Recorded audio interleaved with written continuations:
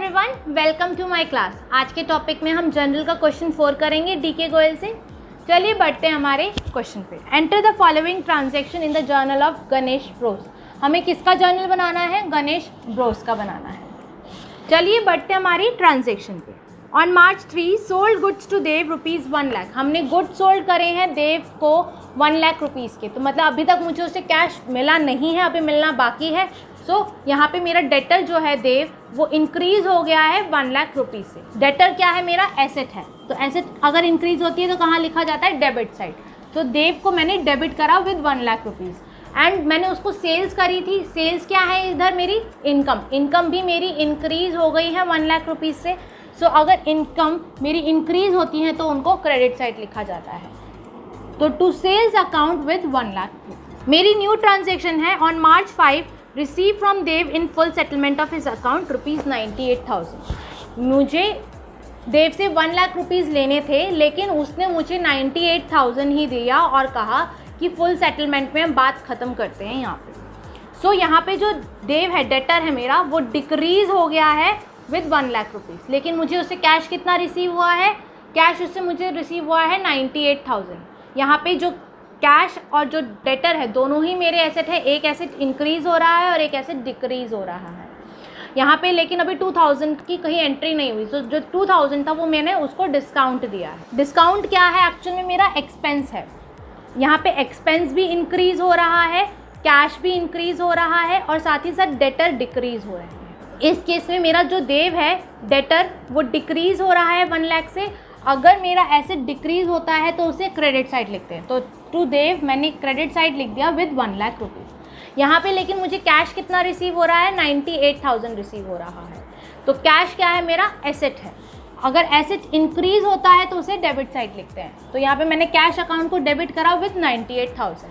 2,000 मैंने उसको डिस्काउंट दिया है कि भाई बात को ख़त्म कर, तू मुझे 98,000 दे। सो यहाँ पे जो डिस्काउंट है वो मेरा एक्सपेंस है, वो भी इंक्रीज़ हो रहा है 2000 से। सो उसे भी डेबिट साइड लिखा जाएगा। So cash account debit with 98,000, discount allowed account debit with 2000 to Dev credit with 1 lakh rupees. क्योंकि मुझे अपना क्रेडिट साइड डेबिट साइड को दोनों को बराबर करना है, इसलिए यहाँ पे भी 1 लाख आ गया और यहाँ पे भी 1 लाख आ गया, तो दोनों बराबर हो जाए। मेरी न्यू एंट्री है on March 6 sold goods to Manmohan ₹80,000। मैंने गुड्स सोल्ड करे हैं मनमोहन को on a credit basis with ₹80,000। So यहाँ पे मेरा जो मनमोहन है वो मेरा डेटर है, वो इंक्रीज़ हो गया है डेटर। अगर एसेट इंक्रीज़ होता है तो उसे डेबिट साइड लिखा जाता है। तो मनमोहन को मैंने डेबिट कर दिया विद 80,000 एंड सेल्स जो है वो मेरी इनकम है, इनकम भी इंक्रीज़ हो गई है।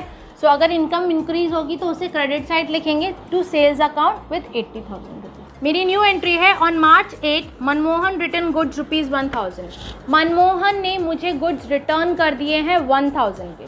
सो इस केस में जो मैंने एंट्री अपनी सेल्स की करी थी उसकी अपोजिट एंट्री कर दूंगी मैं अपने सेल्स रिटर्न की। और मैं आपको इसको एक्सप्लेन भी कर देती हूँ। सेल रिटर्न मेरा इनकम है, इनकम मेरा डिक्रीज़ हो रहा है 1000 से। अगर इनकम डिक्रीज़ होगा उसे डेबिट साइड लिखेंगे। तो sales return account debited with 1000 rupees and साथ ही साथ मेरा डेटर डिक्रीज़ हो रहा है 1000 से। अगर एसेट मेरा डिक्रीज़ होगा तो उसे क्रेडिट करेंगे। तो to Manmohan credit with 1000 rupees. मेरी न्यू एंट्री है on March 15 receive from Manmohan in full settlement of his account 78,200। जो मनमोहन था यहाँ पे उससे मुझे रिसीव होने थे 79,000, लेकिन मुझे उसने दिए 78,200 रुपीज़। मेरा जो मनमोहन है वो डेटर है, वो डिक्रीज़ हो गया है 79,000 से, लेकिन मुझे उससे कैश रिसीव हुआ है 78,200 रुपीज़। 800 का मैंने उसको डिस्काउंट दिया है। सो मेरा डेटर डिक्रीज़ हुआ तो उसे क्रेडिट करा to Manmohan credit with 79,000।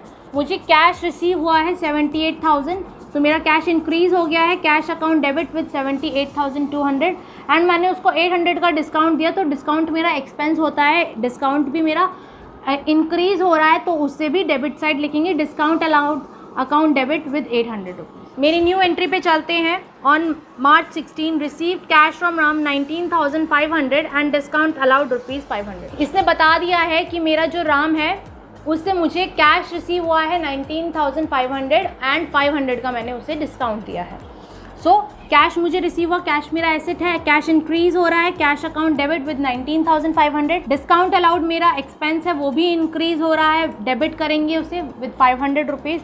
And Ram जो यहाँ पे मेरा डेटर है उसको हम क्रेडिट करेंगे विद 20,000 रुपीज़। न्यू एंट्री पे चलते हैं। Cash paid to Pawan 4700 and discount receive from him ₹300। मैंने पवन को कैश पे करा है 4700 रुपीज़ एंड साथ ही साथ मुझे डिस्काउंट मिला है 300 रुपीज़। सो यहाँ पे जो पवन है वो मेरा क्रेडिटर है, मेरा क्रेडिटर डिक्रीज़ हो रहा है, मतलब मेरी लाइबिलिटी डिक्रीज़ हो रही है, तो उसे डेबिट साइड लिखेंगे। पवन को मैंने डेबिट किया विद 5,000 रुपीज़। कैश अकाउंट को मैं क्रेडिट करूँगी क्योंकि कैश भी मेरा डिक्रीज़ हो रहा है और कैश मेरा एसेट होता है, अगर डिक्रीज़ हो तो उसे क्रेडिट साइड लिखेंगे। Cash account credit with 4700 and discount receive account credit with 300 rupees. यहाँ पे डिस्काउंट रिसीव मेरी इनकम है वो इंक्रीज़ हो रही है, इसलिए हम उसे क्रेडिट साइड लिखेंगे। न्यू एंट्री पे चलते हैं। On March 25 sold goods to Varun of the list price of 25,000 at 20% trade discount. यहाँ पे 25,000 के जो गुड्स थे मैंने उसको 20% ट्रेड डिस्काउंट पे दिए हैं,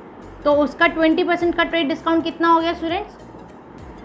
₹5,000।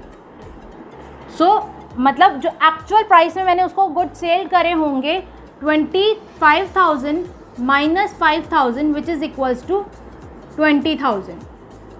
और मैंने आपको बताया था ये ट्रेड डिस्काउंट कहीं पे भी शो नहीं होता है। सो यहाँ पे जो वरुण है वो मेरा डेटर है, डेटर इंक्रीज़ हो गए हैं 20,000 से, साथ ही साथ मेरी इनकम इंक्रीज़ हो गई है 20,000 से। अगर मेरे एसेट इंक्रीज़ होते हैं तो उन्हें डेबिट साइड लिखा जाता है और अगर इनकम मेरी इंक्रीज़ होती है तो उसे क्रेडिट साइड लिखा जाता है। सो मेरी एंट्री हो गई Varun to sales account with 20,000। 20,000 इसलिए क्योंकि हम ट्रेड डिस्काउंट को कभी भी अपने कहीं पे भी शो नहीं करते हैं। आज के लिए स्टूडेंट्स बस इतना ही। नेक्स्ट क्लास में हम और न्यू क्वेश्चन पर चलेंगे।